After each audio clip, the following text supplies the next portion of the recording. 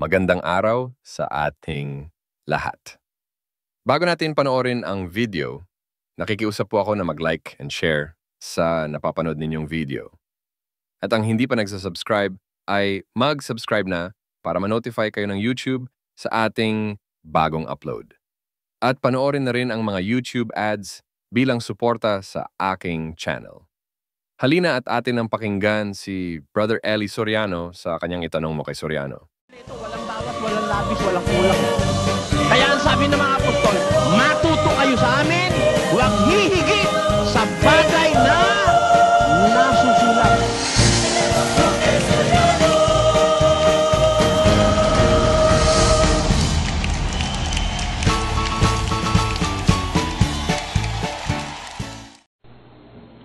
Magandang gabi po sa inyo, Brother Eli. Magandang gabi po. Tsaka sa lahat ng nandito po sa studio. Itatanong ko lang po kung ano po yung sa Biblia yung kapag paulit-ulit na ginagawa yung kasalanan, wala na pong hain sa paningin po ng Diyos. Saan po ba yun? Nasa Hebreo yun, 10:26. At yun, uma-apply iho sa taong nakatanggap na ng katotohanan. Pero kung halimbawa naman, ikaw hindi pa naman nakakatanggap ng totoo, nasa mali kang paglakad, wala kang ganap na pananampalataya at mali ang itinuro sa'yo, abay may pagkakataon ka kahit nakagawa ka ng kasalanang paulit-ulit. Pero pagka nasa katotohanan ka at naintindihan mo na yung aral, doon magiging mortal yon at wala nang patawad. Pakibasa, kapatid na Willie. Sapagkat kung ating sinasadya ang pagkakasala, pagkatapos na ating matanggap ang pagkakilala sa katotohanan, ay wala nang haing natitira pa tungkol sa mga kasalanan. Yun, yung walang hain na, yung nakatanggap na ng katotohanan, tapos sinasadya pa niya, inuulit-ulit pa. Yun ang sinasabi, kapatid. Brother Eli, bakit po si Satanas yung nilikha po yung mundo, nagsimula na po siyang manokso, di ba, kala Eva at Adan. Tapos hanggang ngayon rin po, likha rin po siya, di ba, ng Diyos. Ano po ba yung pinakamagandang explanation po? Hindi, ano ibig mo sabihin doon na inuulit-ulit ni Satanas yung kasalanan niya? Opo. Abe, kahit na ulit-ulitin niya, wala na naman siyang patawad eh. Ano na yun, hinatulan na siya eh. Wala lang talagang magagawa kay Satanas eh. Nagtataka lang ako kay Almeida, ba't ipinapanalangin maligtas si Satanas eh. Diba? Pero sa Biblia, sa 16 ng Juan, pakinggan. Yan po'y nasa talatang 11, tungkol sa paghatol, sapagkat ang prinsipe ng sanglibutang ito ay hinatulan na. Kondinado na si Satanas eh. And nobody can appeal. Para yan ay mabago pa. That's final and executory. Hindi na po pwedeng yan magkaroon pa ng revision. Kaya masasabi ko, kapatid, wag mong i-apply kay Satanas yung nasa 10:26 ng 26 ng Hebreo. Yun ay applicable sa tao, hindi kay Satanas. Salamat po, Brother Eli. Salamat. Basahin niyo daw, pwede pong makibasa basahin niyo po yung Filipos 1:18 sa English po. Filipos 1:18. English. 1:18. Pakipaliwanag na rin po. 1:18. Gusto niya sa English, Brother Eli Jr. What then? Notwithstanding every way, whether in pretense or in truth, Christ is preached, and I therein do rejoice, yea, and will rejoice. What do you want about that? Sinasabi niya ni San Pablo iyon, no? May nangangaral kasi si Kristo, pinangangaral sa kampi-kampi. Meron pinangangaral si Kristo sa pagkakabahabahagi. Meron pinangangaral si Kristo sa pakikipagtalo. Meron nangangaral kay Kristo dahil naiinggit lang sa iba. Pero ang sabi ni Pablo, kahit ano pa kanila intensyon sa pangangaral kay Kristo, natutuwa siya. I rejoice, sabi niya. Bakit? Eh, si Kristo pa rin ang nababanggit eh. Opo. Parang ako ganon. Pinangangaral, halimbawa ng born again, si Kristo. Pinangangaral ng kung sino-sino, si Kristo.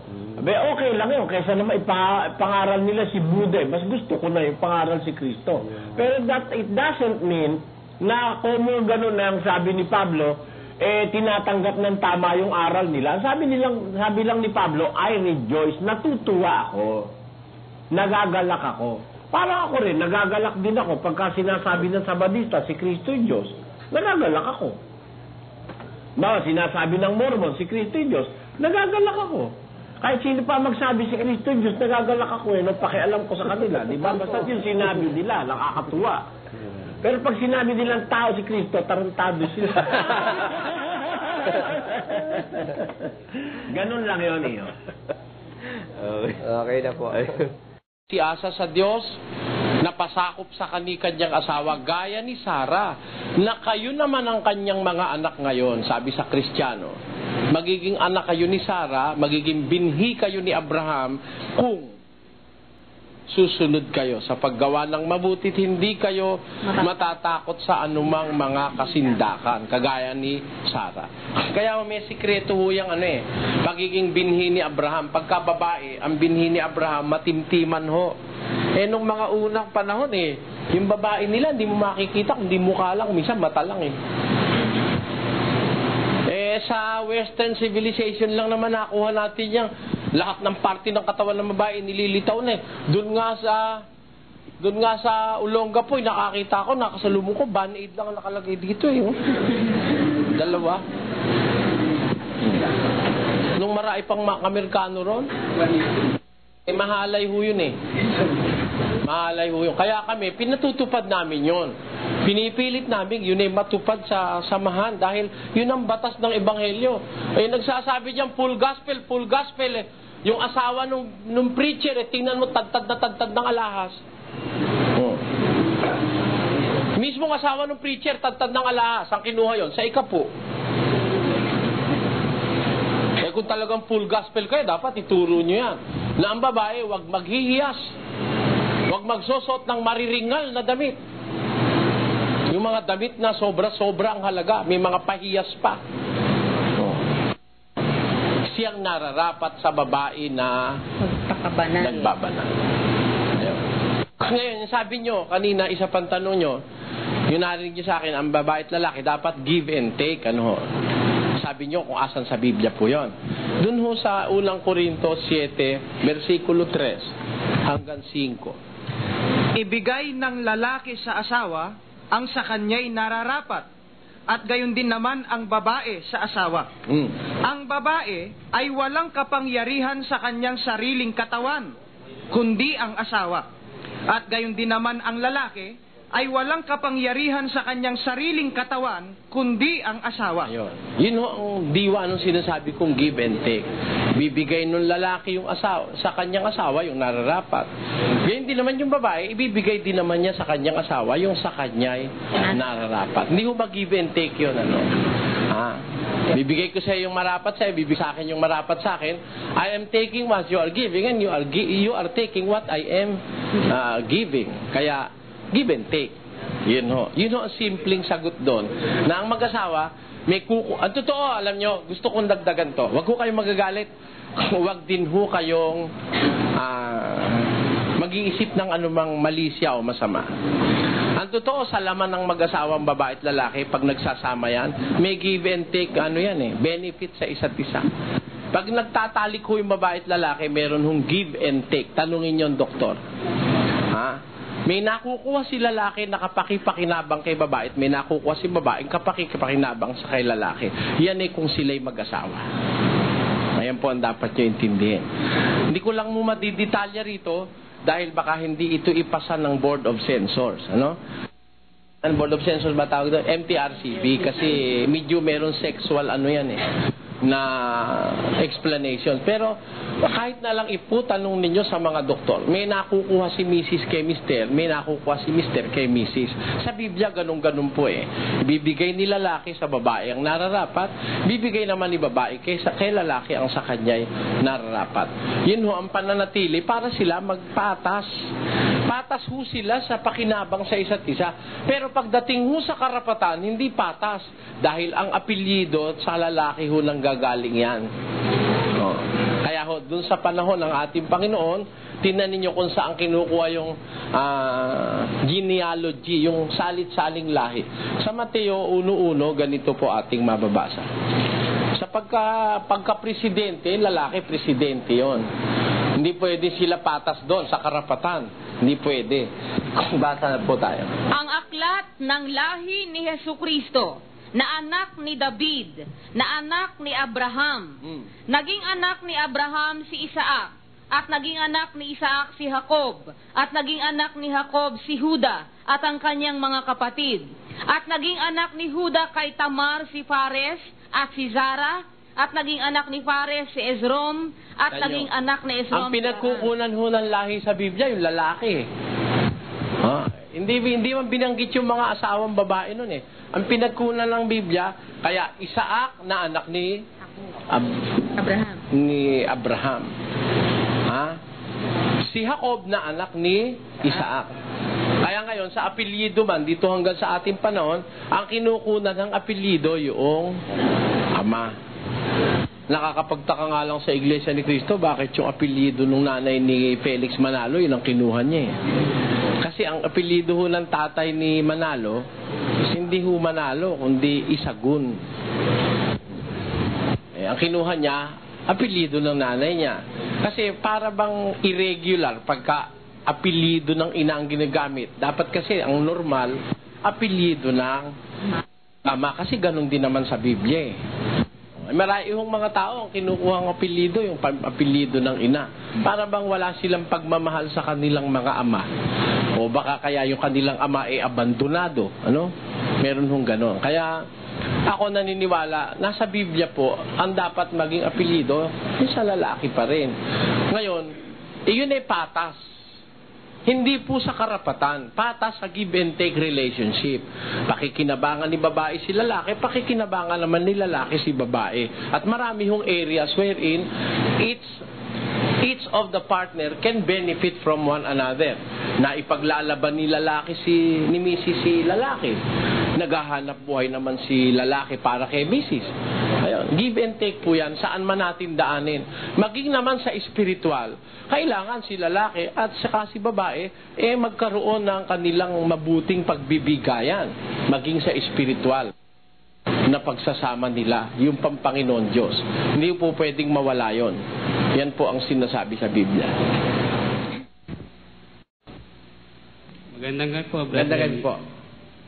Tanong ko lang po tungkol po sa babaeng bao.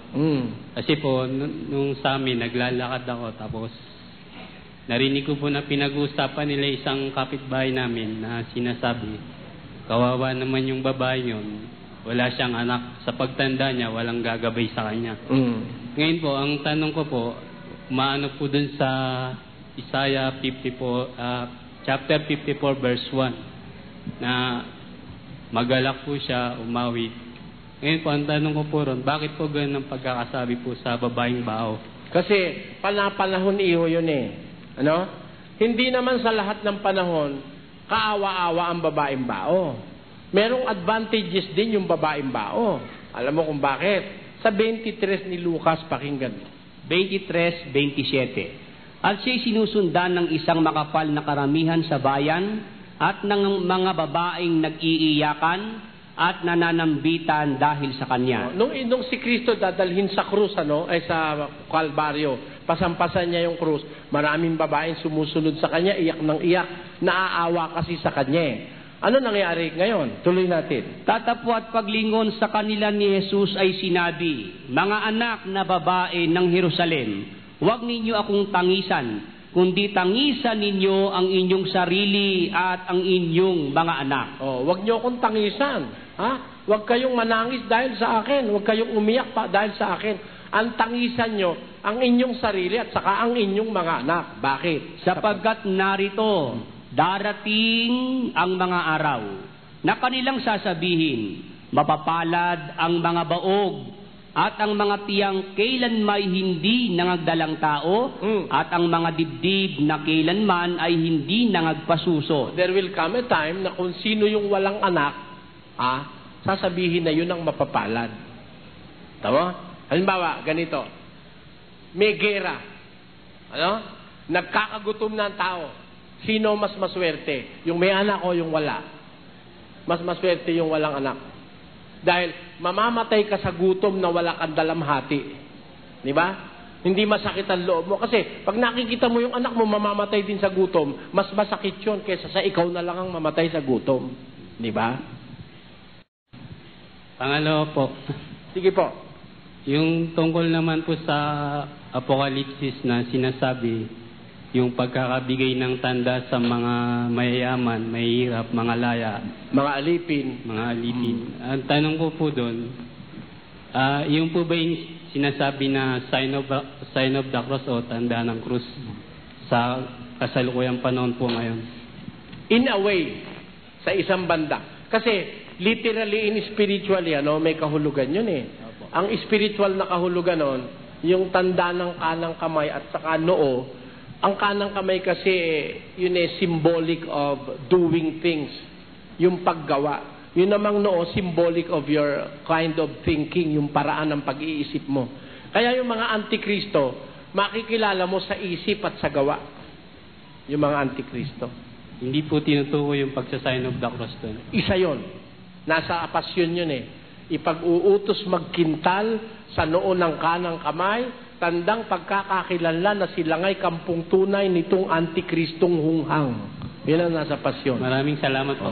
Basahin natin na baka akala nyo, loloko ko eh. Ito po ang sabi sa pasyon. Ipag-uutos magkintal sa noo at kanang kamay, sukat pagkakakilanlan na sila nga'y kampung tunay nitong antikristong hunghang. Mata mo? Sino raw itong antikristong hunghang nito? Itong sukaban at lilo, magdarayang walang toto, kalupit-lupit na tao, kampo ng mga demonyo, ang pangalay Antikristo. Sino ito? Ang kaniyang mga aral, mga ngaral pala to masasama at di katwiran, madlang ugali mahalay, ipagbabantog sa tanan, siya ang Kristiyanong tunay. Kung magbansag siya, siya ang Kristiyanong tunay. Pero Antikristo pala siya. Ang mga pagmimilagro, tutulungan ng demonyo. May milagro siya. Pero ang katulong niya, demonyo. Siya ay magkakabayo at dito sa buong mundo maghahari itong lilo. O, kita mo? Kaya makikilala mo ang Antikristo Sa buong mundo naghahari siya. Mag-isip kayo. Sinong mangangaral ang may corona? Hari gahari Ayun ang sagot. Yun ang Antikristo. Yun sinasabi sa pasyon at sinasabi sa Biblia. Good evening, Mr.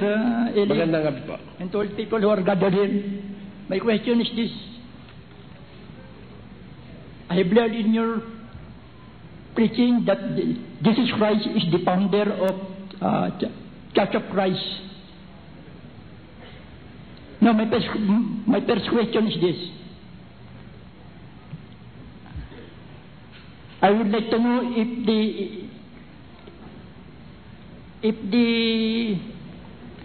I would like to know if you can read in the Bible that Jesus Christ is the founder of the Church of Christ. Alam niyo po, the real founder of the church is the Father. The real founder of the true church in the Bible is the Father. Hebrews chapter 3 verse 4. Pakinggan nyo. Basa. 3:4. For every house is builded by some man, but he that built all things is God. Every house, physical houses, are built by man. But the builder of all things is God. And that is a general term used by Paul. Therefore, especially speaking of the church, the real builder or the founder of the true church in the Bible is God the Father of our Lord Jesus Christ. Jesus Christ was only instrumental in building the church on earth. When he said to Peter, I say unto thee, thou art Peter, and upon this rock I will build my church, and the gates of hell shall not prevail against it, according to Christ. What he said in building the church is a commandment from the Father, as can be gleaned in John chapter 12, verse 49. It says here, basa. Sapagkat ako'y hindi nagsasalita na mula sa aking sarili, kundi ang Ama na sa akin ay nagsugo, ay siyang nagbigay sa akin ng utos, kung ano ang dapat kong sabihin at kung ano ang dapat kong salitain. Whatever he speaks, whatever he do, is a commandment from the Father. Therefore, we can understand by this saying of Christ that whatever he do, including the building of the church or the founding of the church, is a commandment from the Father. Therefore, the credit goes to the Father as the real builder of the true church in the Bible. That's my answer. My second question is this, Mr. Eli. I would like to know the real identity of Jesus Christ. Is he a man or God or God? He's the Son of God. God man or God who become man? No. Give me your answer. The real being of Christ is God. He is the Son of God. And he is called in the Bible as the Son of God. Therefore, he is God. He is God. According to John chapter 1, verse 1, in the beginning was the Word, and the Word was with God, and the Word was God. And the Word was manifested in the flesh, according to John 1:14. Therefore, he is God manifested in the flesh. But there are many verses in the Bible proclaiming that he is man. No. What is called man is his body. His body. When he descended from heaven, God prepared for him a body. In chapter 10, verse 5 of the book of Hebrews. Wherefore, when he cometh into the world, he saith, Sacrifice and offering thou wouldest not, but a body hast thou prepared me. Ayon. A body hast thou prepared for me. When he cometh unto the earth. He came from heaven, he cometh to the earth, and when he cometh unto the earth, God prepared for him a body. And what is that body? According to Matthew chapter 1, verse 18, that body was conceived by Mary. And that is a man. He was manifested in the flesh. The body is flesh, man. But what is inside the body is not man. The Word is inside the body, and inside the body is the fullness of Godhead, according to Colossians chapter 2, verse 9. Pakibasa. For in him dwelleth all the fullness of the Godhead bodily. In him dwelleth all the fullness of Godhead bodily. Therefore, the fullness of Godhead is in the body. The body is a man. And there is no question about that. Alright? Thank you, Mr. Eli. Maraming salamat po. You're welcome. Magandang gabi po, Magandang gabi Brother po. Eli. Dalawang simpleng katanungan lang Sige ngayon. Nasaan po at ano ang kalagayan ng mga naunang namatay katulad po nila Eva at Adan, ni Maria, na ina sa pisikal ni Jesus Christ? Nasaan at ano ang kalagayan? Kung Biblia po ang pagbabatayan natin, ang sabi sa Biblia, nasa libingan sila hanggang ngayon. So it means na pagdating yung takdang araw, kasabay, Doon lang po sila bubuhay. kasabay natin na pwedeng... Wala. Alam niyo po kasi, the resurrection doesn't respect any person. It will come simultaneously to every dead person. 11:40 of the book of Hebrews. Pakinggan niyo po. Na ipinaghanda ng Diyos ng lalong mabuting bagay tungkol sa atin upang sila'y huwag maging sakdal ng bukod sa atin. That they may not be perfected apart from us. Ang sabi ni Paul. Therefore, all those pioneers in faith, all the heroes of faith that he had mentioned in Hebrews chapter 11, from verse 1 up to 39, they will not be perfected apart from us. Sabi ni St. Paul, hindi sila magiging sakdal ng bukod sa atin. Therefore, perfection will come simultaneously to every saint or every one who served God with all his heart. Pero sa mga previous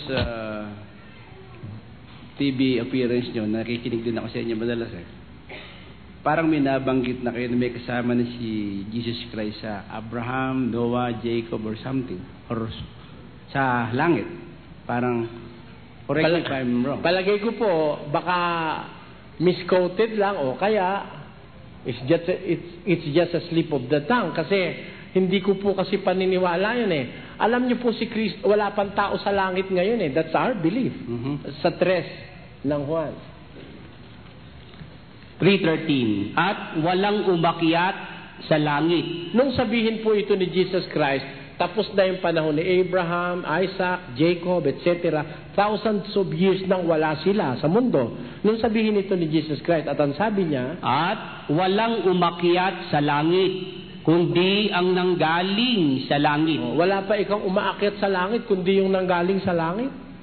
So po pwedeng sa panahon nito patay pa rin sila. Oo, hanggang ngayon patay pa. Kaya nga babalik si Jesus Ang pinangakuan niya sa 6:44 of the book of John. Walang taong makalalapit sa akin, maliban ng ang amang nagsugo sa akin. Ang sa kanya'y magdala sa akin, at siya'y aking ibabangon sa huling araw. Sa huling araw. I will raise him up in the last day. Therefore, the promise is very definite and particular.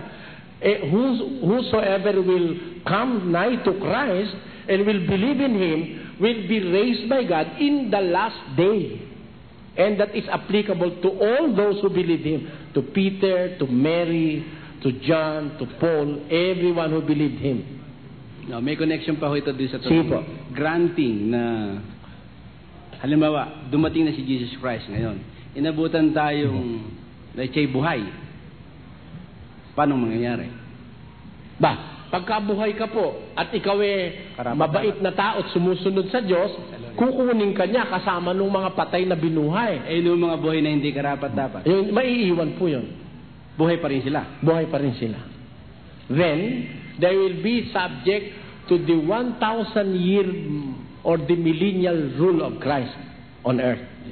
Halimbawa naman na tayo ba'y magkakakilala pa, halimbawa yung asawa ko, kamag-anak ko, sakali dumating yung takdang panahon na yon. Do you know, let's say, yung misis ko, kilala ko ba siya, yung anak ko, o halimbawa ganon. Kung pareho po kayong maliligtas, makikilala nyo. Na may relasyon kami. Oo. Kung pareho kayong magiging dapat. Pero halimbawa, in the event, ilayo nawa ng Diyos, na yung isang anak nyo, hindi naman magiging dapat dahil sumama siya, hindi nyo na siya makikilala at hindi nyo na siya maaalala. Kasi to know him further will hinder your enjoyment of eternal life. Kasi kung nandun ka sa langit, naaalala mo yung anak mo nasa impyerno. Hindi ka rin maligaya ron. O kaya yung misis mo nagkakakaway doon.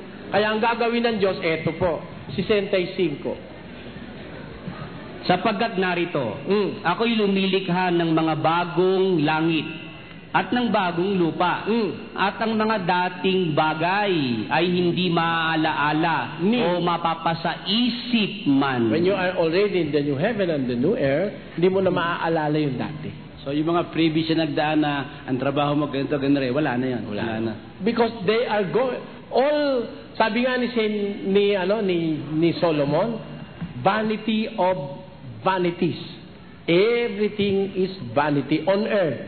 Wala akong maiiwan dito na magandang wala. Tungkol po sa pagkain ng dugo. Kasi talagang simulan pag iglesia ko pagkain ng dugo. Ano ba? Ano masasabi niyo? Doon po sa 15:19. Sa Levitico kasi may nakasulat Opo, hindi po. Hindi yun ang pwede natin pagbatayan Ang pwede natin pagbatayan yung New Testament. Ano? Kasi nakasulat din sa Levitico, bawal ang baboy Hindi ba? Pero naka-specify sa Levitico na because blood is life. Pero, ganito po. May mga prohibitions sa Book of Leviticus na hindi na prohibition ngayon. Hindi ba? Ngayon, kung gusto natin yung sagot ng from the New Testament, available po yan in 2 verses of the Bible. 15, 19, and 20 of the book of Acts. 15, 28, and 29 of the book of Acts also. In Hebrew also 9:22. Considered po ang blood as a sacred thing in religion. So, sagrado po ang dugo sa relihiyon. So, kami po, iginagalang namin yung dugo. So, hindi rin kayo kumakain ng dinuguan? Siyempre, yun ang mangyayari. Paano kung may kasamang puto raw? Yung puto kakainin. Joke lang. So, hindi pa rin tayo kakain ng dugo. Okay. Salamat po. Salamat din po. Salamat din po.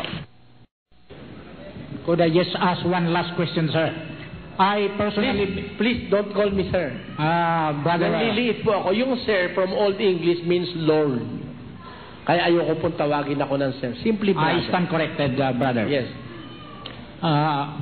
I personally believe that since many attended from different denominations, Roman Catholics, Iglesia ni Cristo, born again, I personally believe that when salvation, it does not necessarily mean that if you belong to this religion, you will not be saved. I personally believe that there will be people from other religions who will be saved. Do you share me the same belief, sir?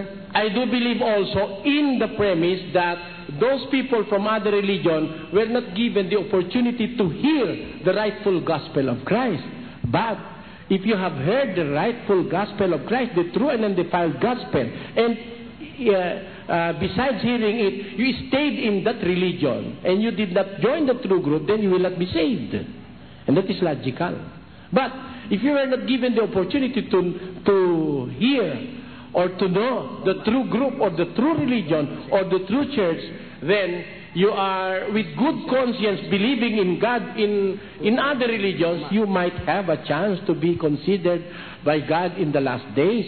Kasi God is merciful enough to show mercy unto those unto whom He wants to show mercy according to the Bible. Sabi ng Diyos, maaawa ako sa gusto kong kaawaan, mahahabag ako sa gusto kong kahabagan. And if God's mercy will prevail, wala na tayong pakialam doon. He can do whatever He wants to because He is God. Am I supposed to conclude, sir, that those who are here now, since they now heard the true gospel of the Lord from you, they will not be saved if they will not follow the true gospel? They will be answerable in the future. If you have heard the true gospel of Christ and you ignored it and you did not believe on it, according to 124 of the book of Proverbs, it says, 124 of Proverbs. Basa. Sapagkat ako'y tumawag at kayo'y tumanggi. Aking iniunat ang aking kamay at walang makinig. Kundi inyong iniuwi sa wala ang buo kong payo at hindi ninyo inibig ang aking saway. Ako naman itatawa sa kaarawan ng inyong kasakunaan. Ako'y manunuya pagka ang inyong takot ay dumarating. Pagka ang inyong takot ay dumarating na parang bagyo at ang inyong kasakunaan ay dumarating na parang ipo-ipo. Pagka ang hirap at hapis ay dumating sa inyo. Kung magkagayoy, tatawag sila sa akin, ngunit hindi ako sasagot. Hahanapin nila akong masikap, ngunit hindi nila ako masusumpungan. That is damnation. It is pronounced by God Himself, according to Him, because I have called, and yet you refused. I have stretched out my hand, and no man regarded. But ye have set at naught all my counsel, and would not none of my reproof. I also will laugh at your calamity. I will mock when your fear cometh. When your fear cometh as desolation, and your destruction cometh as whirlwind, when distress and anguish cometh upon you, then shall they call upon me, but I will not answer. It appears, brother, that those who have not heard would be in a better position because they are no longer responsible. Yes, and that is biblical. 2 Peter chapter 2. Pakibasa. Sapagkat kung pagkatapos na sila'y makatakas sa mga pagkahawa sa sanglibutan, sa pamamagitan ng pagkakilala sa Panginoon at tagapagligtas na si Jesucristo, ay muling mahalubiluhan at madaig niyaon, ay lalong sumasama ang huling kalagayan nila kaysa ng una. Sapagkat magaling pa sa kanila ang hindi nakakilala ng daan ng katwiran. For it had been better for them not to have known the way of righteousness than after they have known it to turn from the holy commandments delivered unto them. Do you not believe on the statement, brother, that ignorance of the law excuses no one? No, I do not believe so. It is according to our constitution, but it is not according to the Bible. Your ignorance of the law may excuse you somewhere, sometime, somehow. That is the justice of the Lord. When you are ignorant of the law, you may be excused. 1:13 of the book of 1 Timothy, it says, Bagaman ng una, ako'y naging mamumusong at manguusig at mga alipusta. Gayon may kinahabagan ako. Bakit? Sapagkat yaoy ginawa ko sa di pagkaalam. Who was before a blasphemer and a persecutor and injurious, but I obtained mercy because I did it ignorantly. Therefore, ignorance of the law of God will excuse you somewhere, sometime, somehow. But isn't it, brother, that it is the responsibility of every individual to know? It is not his responsibility to be ignorant, but it is his responsibility to know what is right. Yes. It is the responsibility of every individual to know and to search for the truth and for his God. 17:26 of the book of Acts. It says, upang kanilang hanapin ang Diyos. Baka sakaling maapuhap nila siya at siya'y masumpungan. Bagaman hindi siya malayo sa bawat isa sa atin. It is your responsibility to look for your God. Hanapin nila ang Diyos. Baka sakaling siya'y masumpungan, bagaman hindi siya malayo sa bawat isa sa atin. Ang sabi po ron. It's okay? So we can conclude, brother, that it is better to know rather than to be ignorant. Yes. Okay, thank you very much. Yes, of course. Magtatanong po sana ako dahil dito po sa mga natuklasan ko po sa Biblia na ibinigay po sa akin ng Panginoon. Sabi po dito sa pahayag 2:17, kung may pandinig kayo, dingginin niyo ang sinasabi ng Espiritu sa mga iglesia. So magtatagumpay ay ibibigay ko ang nakatagong pagkain mula sa langit. Bibigyan ko rin siya ang bawat isa sa kanila ng puting bato na kinasusulatan ng bagong pangalan na walang sino mang nakakaalam maliban sa tatanggap niyon. Dapat po kayang panampalatayahan yung halimbawa nakatago lang po yun, pero ang pananampalataya po kaya ay kailangan lubos-lubos talaga dapat dito sa salita ng Diyos. Anong tanong mo ron, kapatid? Ito naman pong bago po dahil ito naman po. Hindi, anong tanong mo doon sa binasa mong talata? Yung pong nakatagong pagkain mula sa langit. Ang pananampalataya po doon kaya dapat ay lubos dahil salita ng Diyos. Siyempre, sasampalatayanan mo yun. Totoo yun. Diyos ang may sabi noon. Salamat po. Yun ay kang magtatagumpay, bibigyan ko ng manang natatago. Ha? Salamat po. At sabi, at isang batong puti, na doon sa bato may nakasulat na isang bagong pangalan na walang nakakaalam maliban na doon sa tumanggap. Yun ang sinasabi ron. Kaya, yun, wala pang nakakaalam nun ngayon dahil hindi pa naman binibigay yun eh. Ibibigay yun sa magtatagumpay. Ngayon, hanggang dito sa ating panahon, wala pa namang nakakapagtagumpay para masabing meron na noon. Kasi ang pagtatagumpay, darating yan sa pag-araw ng paghuhukom. Pakinggan mo sa 3:4. Gaya ng nasusulat, upang ikaw ay ariing ganap sa iyong mga salita at nakapagtagumpay ka kung ikaw ay mahatulan. Ayun. Kaya ka masasabing tagumpay na kung nahatulan ka na. Hindi pa naman hinahatulan ng tao, kaya wala pang makakapagsabing may tinanggap na siya noon. Wala pa noon. Dito naman po sa pahayag 3:12 po. Sabi daw po dito, ang magtatagumpay ay gagawin kong isang haligi sa templo ng aking Diyos. At hindi na siya makaalis doon magpakailanman. Iukit ko rin sa kanya ang pangalan ng aking Diyos at ang pangalan ng lungsod ng aking Diyos. Ang bagong Jerusalem na bababa mula sa langit at buhat sa aking Diyos. Iukit ko rin sa kanya aking bagong pangalan. Kung may pandinig kayo, dingginin niyo ang sinasabi ng Espiritu sa mga iglesia. Dapat rin pong panampalatayaan niyo kung yun po ay nagtagumpay po ko sa bagay na yun. Alam mo, yung tinatanong mo, no, isa lang ang sagot ko ron. Lahat ng salita ng Diyos dapat sampalatayanan. Wala namang pagtatalo ron eh. Ang gusto kong maintindihan kung ba't mo itinatanong yan. Dahil po, binigay niya po sa akin ng Diyos ang mga huling araw ngayon po na pinili niya po ako dahil po... Binigay na sa'yo yan? Binigay na? Opo, dahil... Ano yung pangalan na yun kung binigay na sa'yo? Ngayon po, kung binigay niya po kasi para ang kinin mo na binigay na sa'yo yan, ano? Ibig sabihin nakapagtagumpay ka na, no? Ang pagtatagumpay magaganap yan pagkatapos ng paghuhukom. Hindi pa naman naghuhukom, lalabas nagsisinungaling ka sa amin. Sabi po dito sa Biblia, dito po sa Juan 8:17, nasusulat sa inyong kautusan na dapat tanggapin ang patutuo ng dalawang tao. Ano pong ibig sabihin ng dalawang tao? Dalawang tao? Tao, dalawa. Kasi pag nagpapatotoo, kailangan mayroong 2 o 3 saksi. Pakinggan mo sa unang Timoteo. Ganito sinasabi.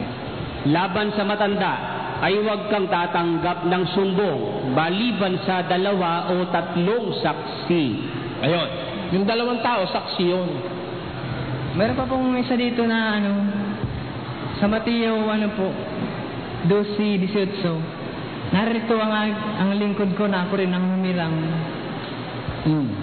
Ang ibig kong sabihin dito sa mga isulat ko po dito, yung pong pinasirok ko po, pinili po talaga ako ng Diyos ngayon. Kaya nang makita ko po sila na... Ibig mo sabihin, ikaw yung nasa 12:18 ng Mateo? Opo, dahil may kasagutan po dito. Hindi, impostor ka niyan. Nagliligaw ka niya ng kapwa. Basahin ko sa'yo kung sino yung nasa 12:18 ng Mateo, ha? Taas mo.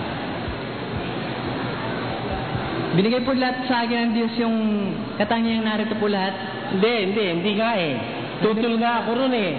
Pakinggan mo, babasahin ko sa iyo, ha? Basahin mo, kapatid David. At pagkahalata nito ni Jesus ay lumayo roon. At siya'y sinundan ng marami at kanyang pinagaling silang lahat.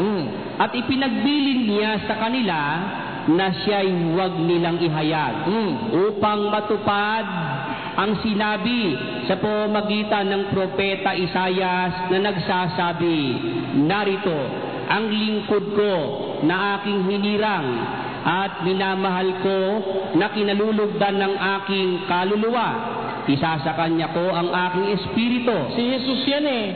Paano ikaw yan? Dahil nga po, si Jesus yan eh. Ang gusto kong bagitin sa iyo, itatanong sa iyo, tungkol ho dito sa nakasulat sa Genesis ba? Di ba, sa Genesis, Kapitulo 2, versikulo 19, na tayong tao, binigyan tayo ng uturasyon sa Diyos na tayo ay magpangalan, kagaya sa halimbawa sa mga hayop, no? Sa mga isda, sa mga halaman, lahat na bagay. Sa halimbawa sa mga siyudad, kagaya dito Davao City, Manila City, sa halimbawa sa Suba, Davao River o Pasig River, no? Sa mga halimbawa sa ibang lugar pa, yung kagaya yung mga planeta, kagaya sa Mars, Venus, o gano'n, no? Tayo, tao, binigyan ng otorisasyon ng Diyos na magpangalan. Tama ba yung Brother Eli o hindi? Hindi po. Bakit? Yung 2:19 po, hindi naman lahat ng tao yun eh. Pakinggan nyo, basahin po natin. Basa. At nilalang ng Panginoong Diyos sa lupa ang lahat ng hayop sa parang at ang lahat ng ibon sa himpapawid at pinagdadala sa lalaki upang maalaman kung anong itatawag niya sa mga iyon. At ang bawat itinawag ng lalaki sa bawat kinapal na may buhay ay yaon ang naging pangalan yaon. Kay Adan po yun. That is the exclusive right of Adam na ibinigay ng Diyos sa kanya doon sa Eden. Na lahat ng hayop na inilapit sa kanya ng Diyos, binigyan niya ng pangalan. At anuman ang ipinangalan niya, yun ang naging pangalan nila. Ngayon, regarding dun sa mga heavenly bodies, hindi naman si Adan ang nagpangalan noon. Yung mga stars, tayo-tao, binigyan ng otorasyon na tayo magpangalan. Halimbawa sa mga... Ang mga stars, pinapangalanan ng tao. Pero alam nyo, ang Diyos may pangalan, tawag niya sa mga yung mga object tayo na magpangalan, lahat na yan. Tama ba o hindi? Hindi nga po, ang Diyos nga po nagbigay nun eh. Pakinggan nyo, basahin natin sa awit. Kanyang sinasaysay ang bilang ng mga bituin. Siya ang nagbibigay sa kanila ng lahat nilang pangalan. Mga bituin po, ang Diyos ang naglalagay ng pangalan eh. Kaya lang, nilalagyan din ng tao ng pangalan, yung gusto niyang ipangalan. Pero, biblically speaking, ang Diyos nagbibigay ng pangalan sa mga bituin. Kasi gusto kong i-correlate sa'yo, ito hong nakalagay dito sa 1 Juan, Kapitulo 5, versikulo 16, na ang tao, yung patay na ba, na nakagawa ng kunting kasalanan lang, tapos, kapatid, sandali lang po.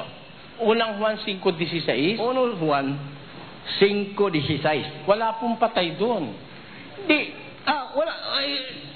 Di nagdagang ko lang patay. Kasi, itong Brother Eli, no?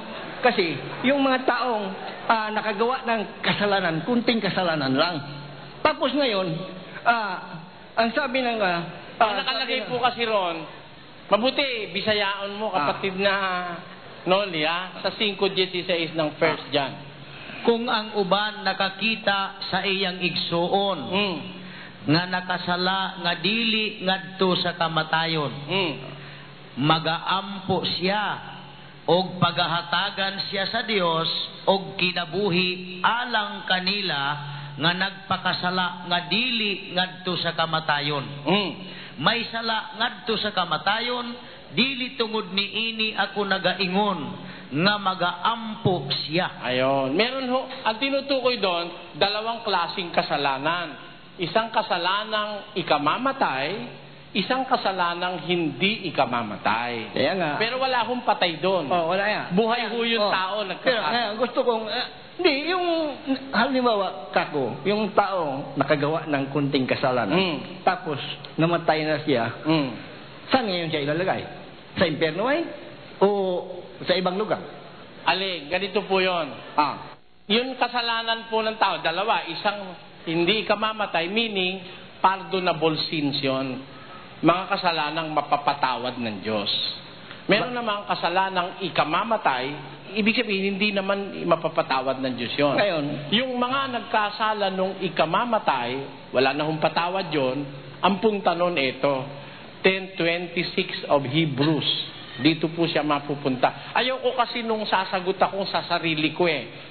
Dapat yung nakabasa, dahil doon kayo makikinig kay Kristo, doon sa nakabasa. 10:26. Sapagkat kung ating sinasadya ang pagkakasala, pagkatapos na ating matanggap ang pagkakilala sa katotohanan, ay wala ng haing natitira pa tungkol sa mga kasalanan, kundi isang kakilakilabot na paghihintay sa paghuhukom at isang kabangisan ng apoy na lalamon sa mga kaaway.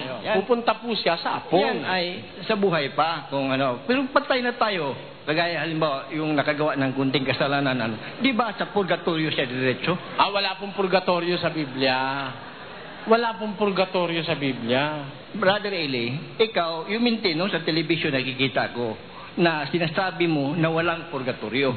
Pero, mga kapatid, buksan ninyo ang inyong Biblia kung hindi kayo maniwala sa purgatorio yung sinasabi ko. Tingnan ninyo sa Zacarias, Kapitulo 13, versikulo 8 hanggang 9. Basahin ninyo. Tenyo, pakinggan nyo. Zacarias. Basahin natin. Wala pong purgatorio ron. Pakinggan nyo.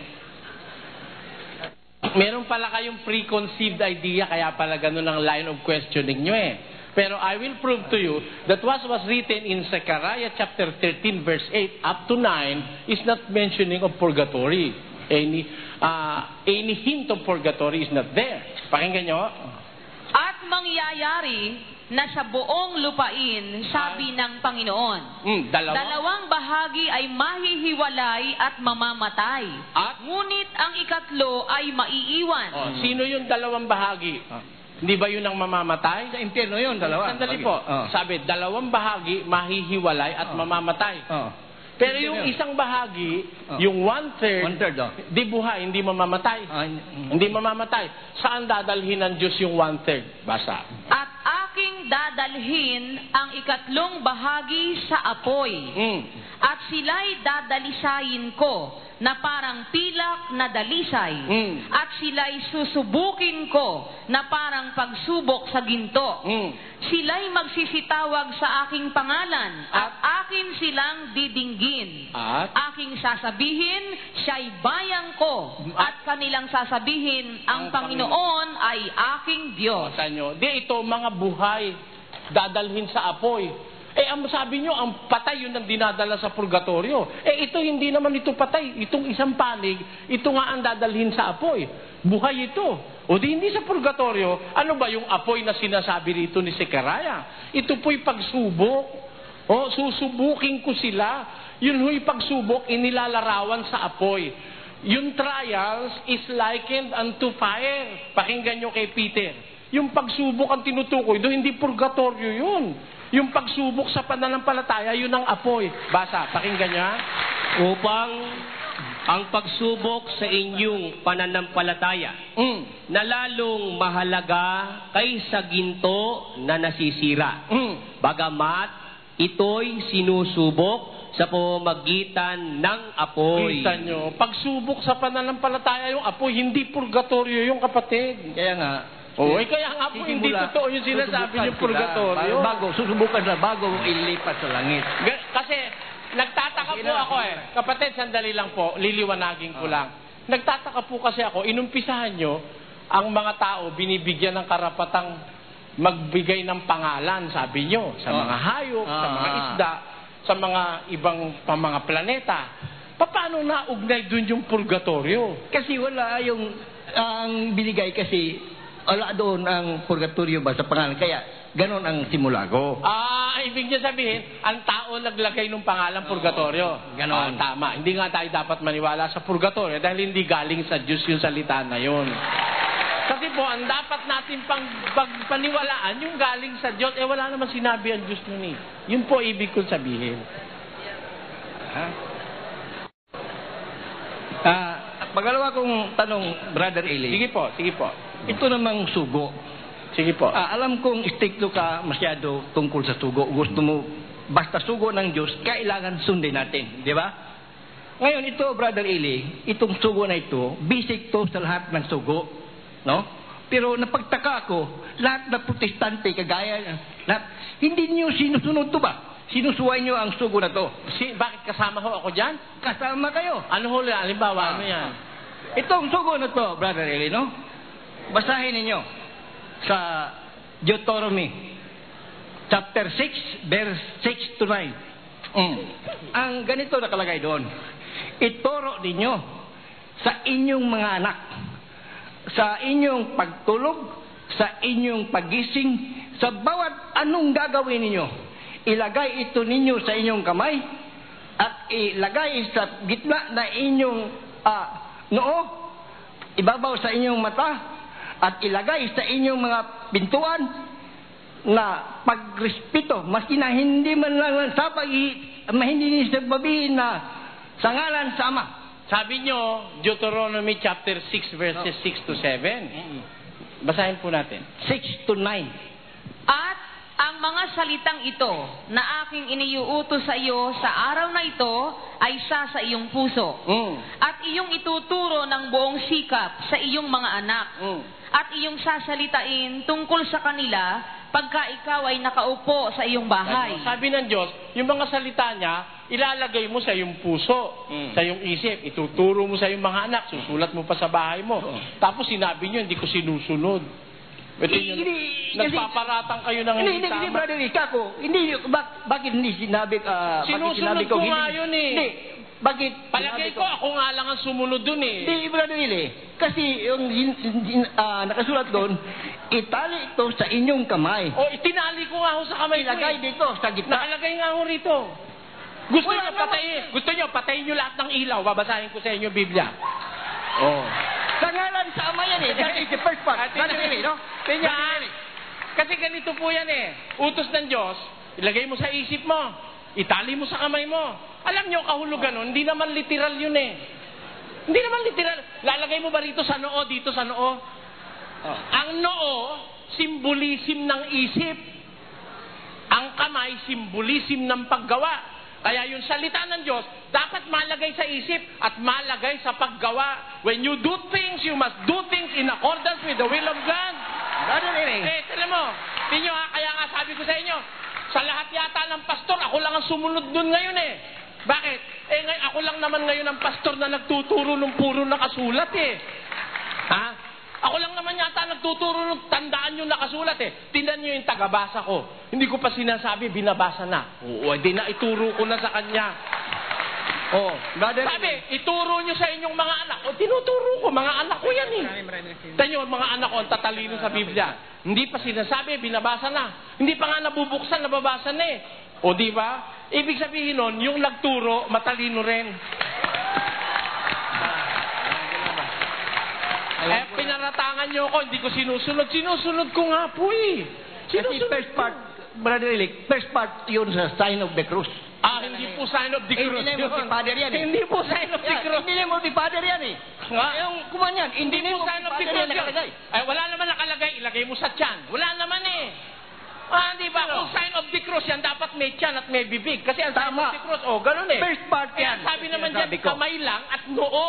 Ibig sabihin ng kamay, paggawa. Ang noo, kaisipan. Wala naman sa tiyan eh. Sa second part, Brother Eli, sa second part yung mabasa mo naman sa Lucas at saka sa Mateo, na si Jesus ay pinanganak ni Birhen Maria sa tiyan niya. Kaya, kung may utos man sa Ama sa paglagay sa ating kamay, sa pagsabi sa ngalan sa Ama, pues, respetuhin rin natin ang anak. Sa tiyan ni Maria, sa pagsabi sa anak. Sumpayan. Magkasumpayan. Ito po. Pagbibigyan ko kayo. Akin na. Ayoko sana eh. Pero pagbibigyan ko sila, wala kasi sa Biblia yun ang sign of the cross eh. Let us look at it from the point of view of the Catholic Church. Kasi siya lang may sabi nun, di naman ng Catholic Church eh. Ang sabi ng Catholic Church, dito sa Katisismong Kristiyano, sinulat ni Hernando Antiporda. May imprimatur ni Hernando Antiporda, may nihil obstat ni Abriol, Censor Librorum. Ito, sa page 3, ang sabi ito, ang tanda ng Santa Cruz. Ang tanda ng Santa Cruz, ang ipag-adya mo sa amin, Panginoon naming Diyos, sa mga kaaway namin. Ayun. Yun daw ang tanda ng Santa Cruz, yun daw ang ipang-aadya sa kaaway. No, mali yan, Brother Eli. Hindi po. Huwag niyo akong paratangang mali. Kapatid. Hindi ako papayag yan. Hindi ako papayag yan. Huwag niyo akong paratangang mali. Dali, huwag patapusin niyo ako. Hindi ako papayag, paratangan ako ng sasabi ng mali. Kahit kailan. Brother Eli. Atin nyo ha? Papabasa ko. Are you a Catholic, sir? Sino po ang Catholic dito? Paano siya sabihing mali? Librong Katoliko yan eh. Nagsulat niya ng mali. Mali? The church is infallible. Ito nga, tanda ng Santa Cruz nga ito eh. Pakibasa ko, kapatid. Ang tanda ng Santa Cruz. Ang tanda ng Santa Cruz, ang ipag-adya mo sa amin, Panginoon namin Diyos, sa mga kaaway namin. Ayon. Ano raw po ang tanda ng Santa Cruz? Pang-aadya sa mga kaaway. Sabi ng librong Katoliko. Kaya nga, pagka lalabas ka sa bahay, lalabas ka sa bahay, nagsasantagaan-tanda ka para pag-adya ka sa kaaway. O kaya, pag sasakay ka sa eroplano, gaan-tanda ka para ipag-adya ka sa kaaway. Sa disgrasya. Ang tanong, bakit? Pagka tatapat ka sa simbahan, nag-aantanda ka rin. May kaaway ba sa loob? Oh, yun ang tinatanong ko. Isa na lang tanong, Ito ang dito eh. Isa na lang tanong, Brother Eli. Tungkol naman, Brother Eli, Hindi po. Alam nyo, sasabihin nyo kasi mali ako. Hindi nyo pa nalalaman kung ano itong binabasa ko. Pinaparatangan nyo kung hindi tama. Wala akong kwenta pag-uusap natin. Mauubos lang po ang oras, kapatid. Hindi naman kayo naniniwala eh.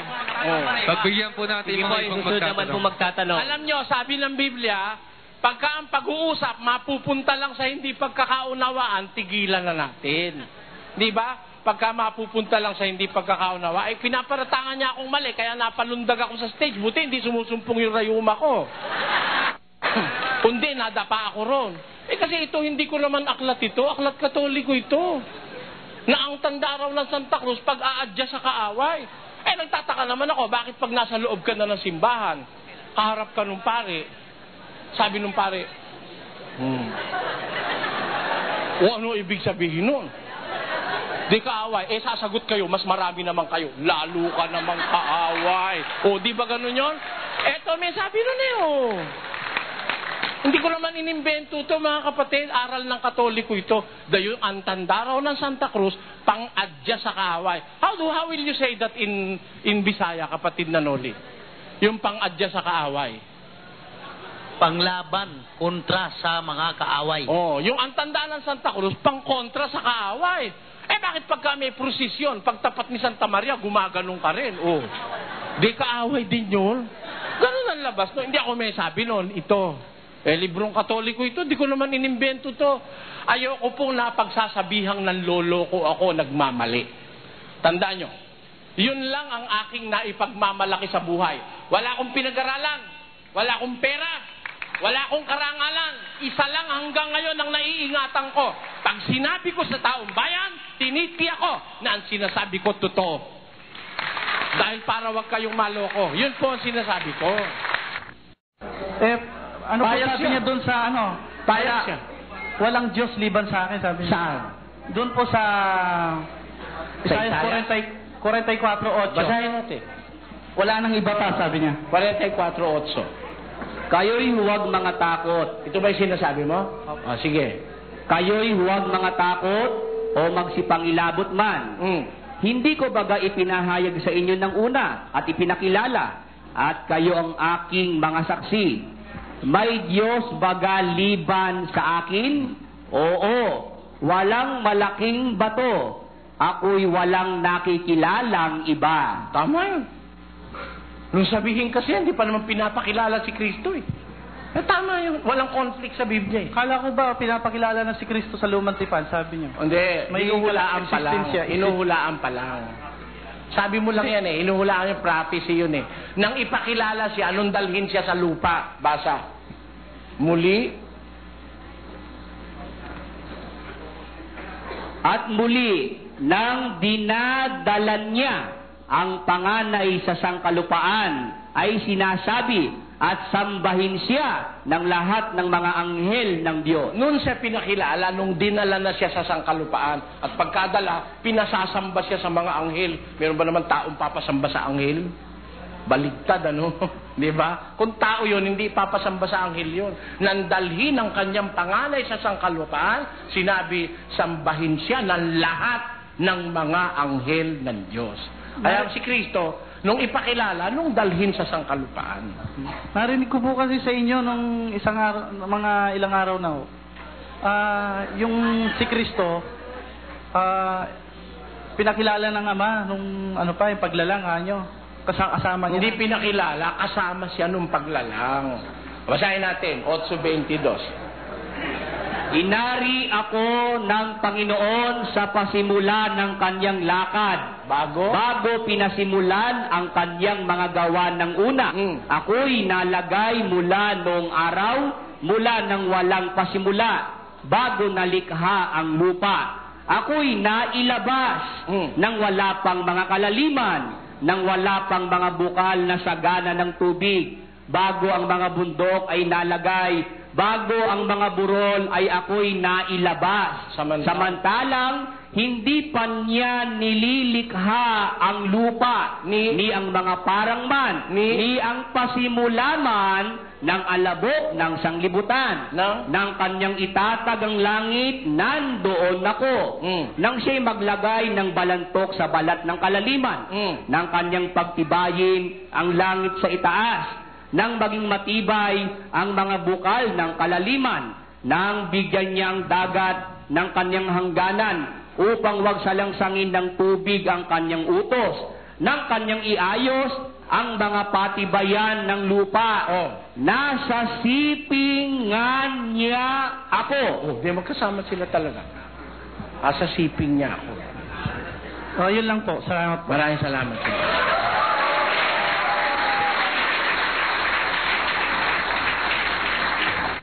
Biblia ang sasagot. Itanong mo kay Soriano.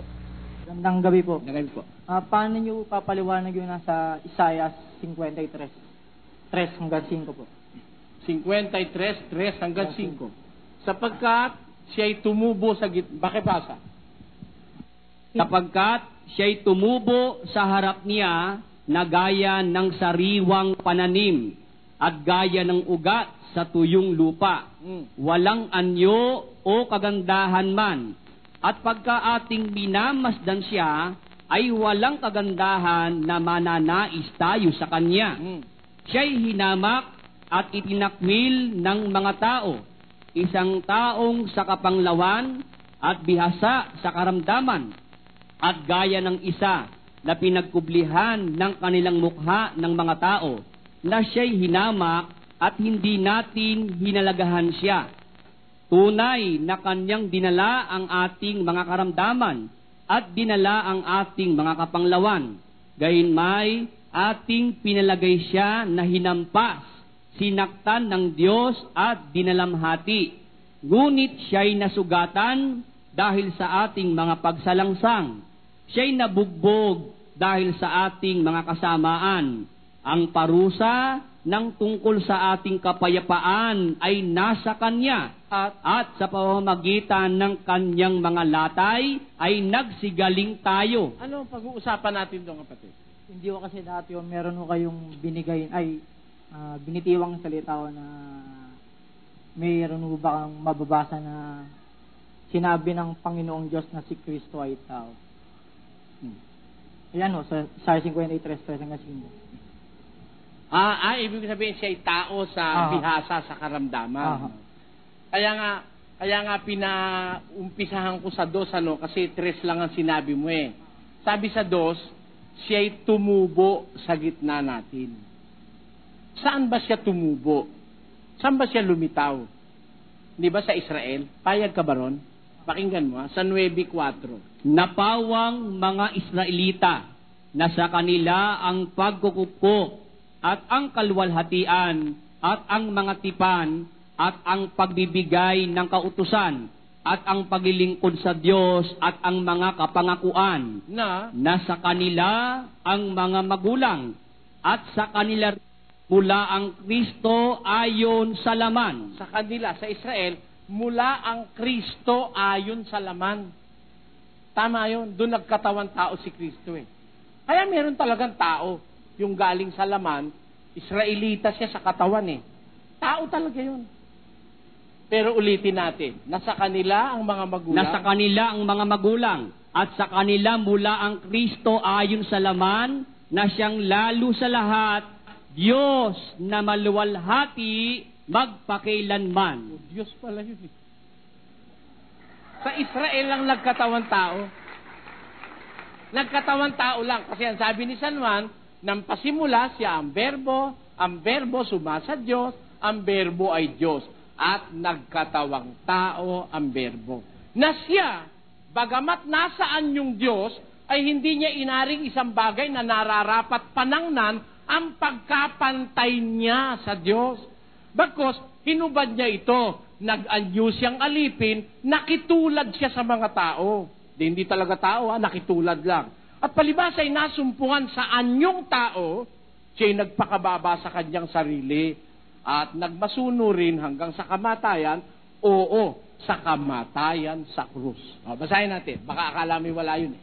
Na siya, bagamat nasaan yung Diyos, ay hindi niya inaring isang bagay na nararapat panangnan ang pagkapantay niya sa Diyos. Meron ba naman taong kapantayan Diyos? Ito kapantay eh. Pero hindi niya inaring nararapat panangnan ang pagkapantay niya sa Diyos. Kundi bagkus hinubad niya ito at nag-anyong alipin na nakitulad sa mga tao. Nakitulad siya sa mga tao. At para magawa niyang makitulad sa tao, nagkatawang tao. Hindi nga tao, nagkatawang tao eh. Meron ba naman tao na nagkatawang tao pa? Ikaw ba, tao ka talaga? Sabihin ko pa ba, nagkatawang tao ka? Talagang tao ka, hindi ka nagkatawang tao. Ito, may kalagayang hindi tao. Nagkatawang tao. Dati kasi, pantay sila ng Diyos eh. Hinubad niya yon. Nag-anyo siyang alipin, nakitulad siya sa tao. Kaya hindi siya talagang tao. Di ibig sabihin, di magiging dalawa na ang Diyos. Alin magiging dalawa ang Diyos? Kasi ang Ama sa si Kristo. Paano yung nasa Isaiah 45:21? 45:21, basahin natin. Kayo'y mangagpahayag at mangagpasapi. Oo, magsanggunian silang magkakasama. Sinong nagpakilala nito mula ng mga unang panahon? Sinong nagpahayag niyaon ng una? Hindi baga ang Panginoon? At walang Diyos liban sa akin, isang ganap na Diyos at tagapagligtas, walang iba liban sa akin. Sino yung tinutukoy doon, kapatid? Ang Ama po. Ang Ama. Sabi niya, ako ang Panginoon, walang iba liban sa akin. Ano? Sabi niya, walang ganap na Diyos na katulad ko at walang ibang tagapagligtas. Sabi niya, no? Di ba? Tanong, kailan niya sinabi? Hindi pa ipinakikilala si Kristo noon. Pero nung ipakilala si Kristo, ipinakilala si Kristo yung tagapagligtas. Pag ayaw mong tanggapin na wala ng ibang Panginoon at wala ng ibang Diyos, lalabas, wag mo rin tanggaping tagapagligtas si Kristo dahil wala na ring ibang tagapagligtas, di ba? Pero bakit natin tinatanggap, pagdating ng bagong tipan, bakit natin tinatanggap may isa pang Panginoon? Dalawa eh. Ang Panginoon, dalawa eh. Yung Ama, Panginoon ng langit at lupa. Si Kristo naman, Panginoon ng mga Kristiyano. Di dalawa? Bakit naging Panginoon si Kristo? Gs 36. Pakatalastasin nga ng buong angkan ni Israel na ginawa ng Diyos na Panginoon at Kristo itong si Jesus. Di ginawa pala siyang Panginoon. Nung araw, wala pang ibang Panginoon. Gumawa siya ng isa pa. Di naging dalawa. Masama bang dalawa ang Panginoon? Hindi. Ngayon, nag-iisa siyang Diyos. Gumawa pa siya ng isa. Di naging dalawa sila. Parang wala naman tayong tutultog. Gumawa siya ng iba eh. Di ba? Ang katunayan nga, maraming Diyos eh. Eto pa isang ginawa niya. Basa. At sinabi ng Panginoon kay Moises, tingnan mo, ginawa kitang Diyos kay Faraon. Diyos ba si Moises? Yung Ama ang gumawa sa kanya para maging Diyos yan ni Faraon eh. Diyos siya o hindi? Huwag mo naman sabihin Diyos-Diyosan si Moises. Ang Diyos ang gumawa sa kanya para siya maging Diyos. Kaya yung tao, pwedeng gawin Diyos at yung Diyos, pwedeng magkatawang tao. Pwede yun.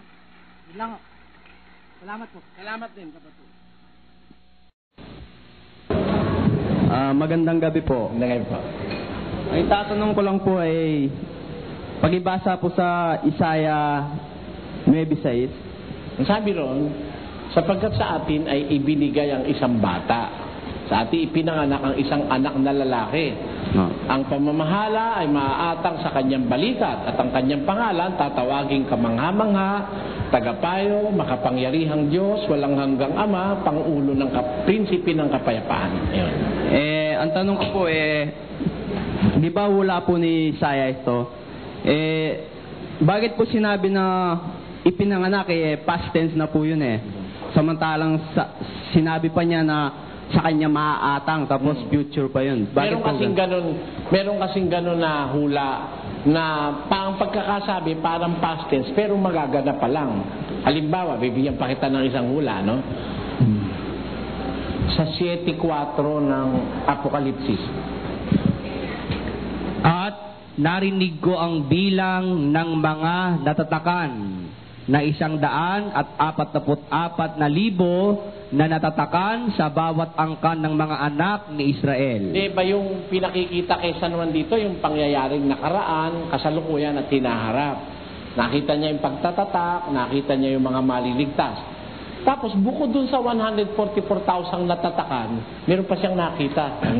Pagkatapos ng mga bagay na ito ay tumingin ako at narito ang isang lubhang karamihan na di mabilang ng sinuman na mula sa bawat bansa at lahat ng mga angkan at mga bayan at mga wika na nakatayo sa harapan ng luklukan at sa harapan ng kordero na nangadaramtan ng mabubuting damit at may mga palma sa kanilang mga kamay. Ito, past tense na, parang past tense na, pero ito mangyayari sa hinaharap. Meron ka talagang ganong concept ang hula. Bali sinigrado na po yun. No?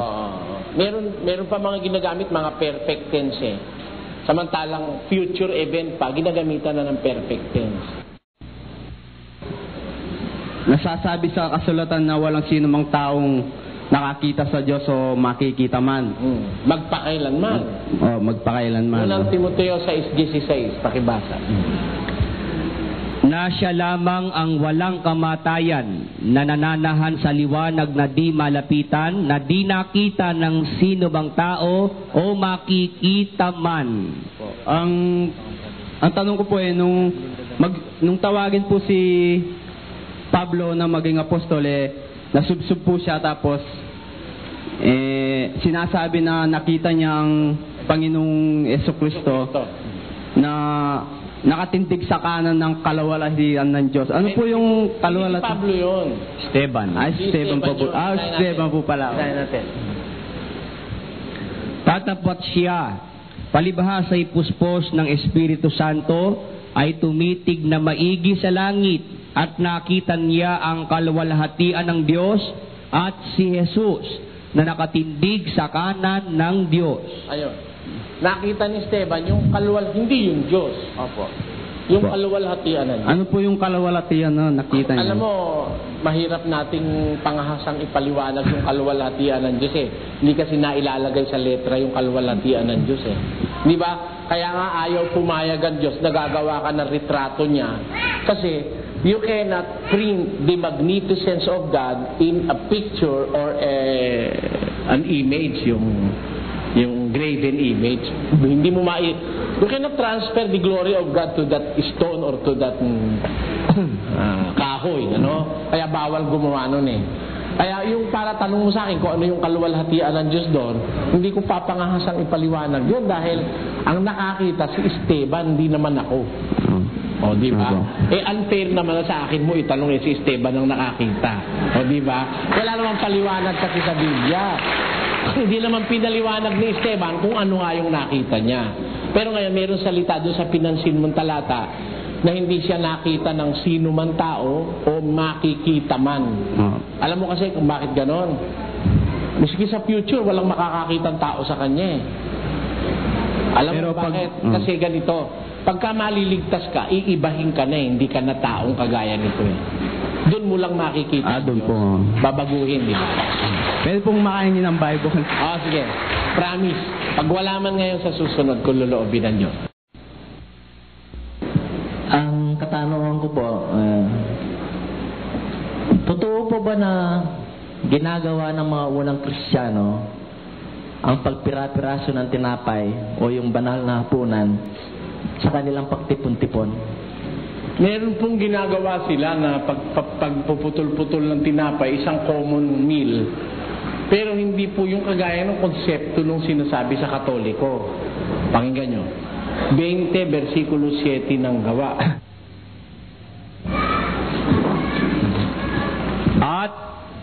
ng unang araw ng sanglinggo nang kami nangagkakapisan upang pagputol-putulin ang tinapay. Si Pablo ay nangaral sa kanila na nag-aakalang umalis sa kinabukasan at tumagal ang kanyang pananalita hanggang sa hating gabi. At nang kami makapagputol-putol na, sa bandang huli, at nang siya'y makapanhik na at mapagputol-putol na ang tinapay at makakain na at makapagsalita sa kanila ng mahaba hanggang sa sumikat ang araw, kaya't siya'y umalis. Ayun. Yun pong pagtitipon nila na ginagawa noon, ano yun eh, kung mahaba, they provide for the food of the congregation. Kasi, isipin nyo, nag-uumpisa siya ng gabi, tapos hanggang umaga, nag-aano sila. Nagkakaroon sila ng common, yung parang putol-putol ng tinapay na, kasi po, masyadong magugutom yung mga tao. Yun, meron sila nun, pagpuputol-putol ng tinapay. Pero hindi po kagaya ng konsepto ng Katoliko na yung ibibigay sa yung tinapay, hindi ka man mabubusog. Diba? Hindi ka naman mabubusog yun eh. Iba po yun. Iba yung ginawa ng mga unang Kristiyano. Pinag-aaralan ko po kasi itong bagay na ito na meron po akong nababasa dito sa may unang Korinto 11:23. Ako, yung pakibasa nga po. Sapagkat tinanggap ko sa Panginoon ang ibinibigay ko naman sa inyo. Palo yun naman po nung magsalita ka niyan eh. Di ba? Alam nyo naman, si Pablo yan. Tinanggap ko sa Panginoon ang ibinibigay ko sa inyo na ang Panginoong Jesus ng gabing siya ipagkanulo ay dumampot ng tinapay. At nang siya'y makapagpasalamat ay kanyang pinagputol-putol at sinabi, ito'y aking katawan na pinagpuputol-putol dahil sa inyo. Gawin ninyo ito sa pag-alaala sa akin. Ayun. Sinabi po ni San Pablo ito sa mga taga-Korinto. Sabi niya, yung tinanggap ko sa Panginoon, siya kong ibinibigay sa inyo. Na nung gabi siya ipagkanulaw, dumampot siya ng tinapay, pinagputol-putol niya. Yun ang ibinibigay niya. Tanungin ko kayo, si Pablo ba kasama ron sa 11 na nagputol-putol? Hindi siya kasama. Hindi rin siya nakatanggap ng literal na tinapay kay Kristo. O ano ngayon yung tinanggap niya na ibinibigay niya sa mga kapatid na inilarawan sa pagpuputol-putol ng tinapay? Ano yung tinanggap niya na yon? Tinapay ba literal? Pakinggan niyo kung alin yun. Sapagkat ibinigay ko sa inyo una sa lahat ang akin namang tinanggap. Alin yung tinanggap niya? Ngayoy, ipinatatalastas ko sa inyo mga kapatid ang ebanghelyo na sa inyo'y aking ipinangaral na inyo namang tinanggap na siya naman ninyo nanatilihan sa pamamagitan naman ito'y ligtas kayo. Yung ebanghelyo po yun, yung aral. Yun ang tinanggap ni Pablo na siya namang ibinibigay niya sa mga kapatid na inilarawan niya sa pagpuputol-putol ng tinapay. Yung aral po. Hindi po literal na tinapay yun. Kasi kung ipapakahulugan natin na yun ay literal na tinapay, kakamali po tayo kasi si Kristo mismo nagsabi doon sa Mateo 15. Hindi pa ba ninyo nalalaman na ang anumang pumapasok sa bibig ay tumutuloy sa tiyan at inilalabas sa daanan ng dumi? Asa na? Sabi, yung daw ang katawan ni Kristo, pumasok sa bibig, tumuloy sa tiyan, inilabas sa daanan ng dumi. O kaya tangal doon ila pa usureng kasilyas, kailang marangle rin tao. Kaya ba't nang may ngumun yun, munta kay marangle, de atsune karinitang kay. Selis yan de rin aso. Ang tingin nitang katawan ng Kristo, atsune kitang kain na ning aso. Hindi po ganun ang pakahulugan doon. Yung sinasabi ni Kristo, hindi dapat pakahulugang literal sa 63. Ang Espiritu nga ang bumubuhay. Sa laman ay walang anumang pinakikinabang. Ang mga salitang sinalita ko sa inyo ay pawang espiritu at pawang buhay. Amanong sinabi ko kay kayo, espiritu lang po, espiritu at buhay. Kaya spiritual po yung mga salita ni Kristo. Nung sabihin niyang, kunin niyo itong tinapay, kainin niyo bilang pag-alaala sa akin. Hindi po tinapay na literal lang dapat nating gawing katuparan noon. Alam natin na siya ay nagsasalita kasi ang paraan po ni Kristo, nagpapakita siya ng literal para maintindihan mo yung spiritual. 3:12 ng Juan. Kung sinabi ko sa inyo ang mga bagay na nauukol sa lupa at hindi ninyo pinaniniwalaan, paanong paniniwalaan ninyo kung sabihin ko sa inyo ang mga bagay na nauukol sa langit? Kung sinasabi ko sa inyo yung ukol sa lupa, hindi kayo naniniwala. Paano kayo maniniwala kung ang sasabihin ko sa inyo yung sa langit? Therefore, ang ginagamit ni Kristo para maniwala ka sa nasa langit, yung spiritual, gumagamit siya ng literal, yung ukol sa lupa. Kaya nung maghuling hapunan siya, gumamit siya ng literal na tinapay. Pero, nung bandang huli, pinaliwanag niya, mga salitang sinasalita ko sa inyo, pawang espiritu at buhay. Hindi ho literal, dapat application. No? Kung magkagayon po, iniisip ko lang ko kung bakit nung unang panahon na yon ginagawa nila yung pagpipiraso ng tinapay na iba naman doon sa sinasabi niyo yung ginagawa Pablo. Kasi yung pong sinasabing pinagpuputol-putol sila ng tinapay, talagang pagkain ho yun, walang alak doon.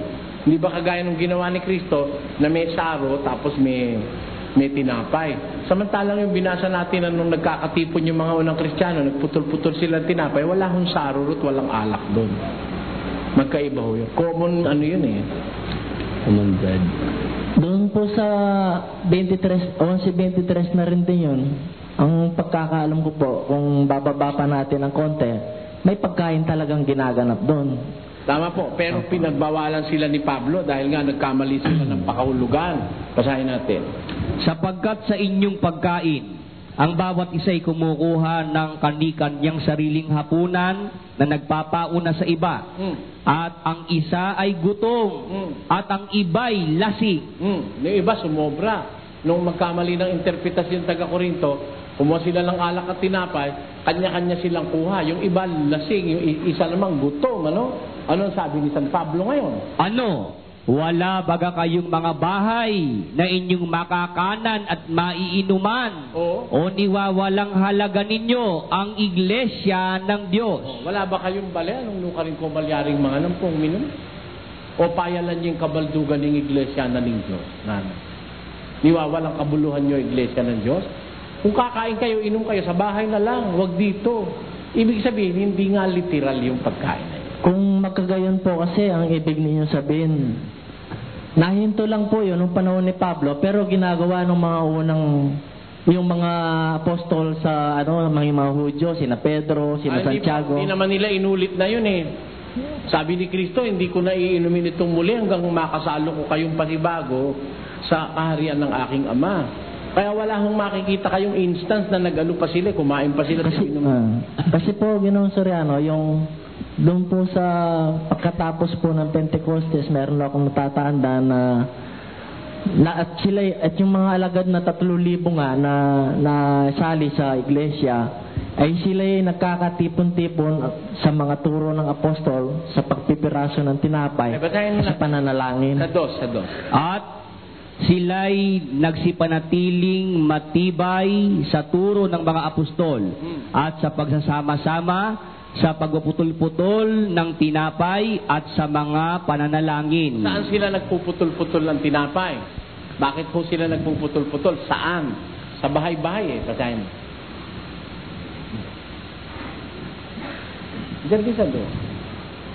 At araw-araw sila'y nagsisipanatiling matibay sa pagkakaisa sa templo at sa pagpuputol-putol ng tinapay sa bahay-bahay. Kasi ganito po eh. Ang dapat maintindihan yung 2:47, ipinagbili ng mga alagad, ang mga Kristiyano ang kanilang mga pag-aari. Wala nang merong may-aring isa. Pinagsama-sama nila lahat ang kanilang pag-aari.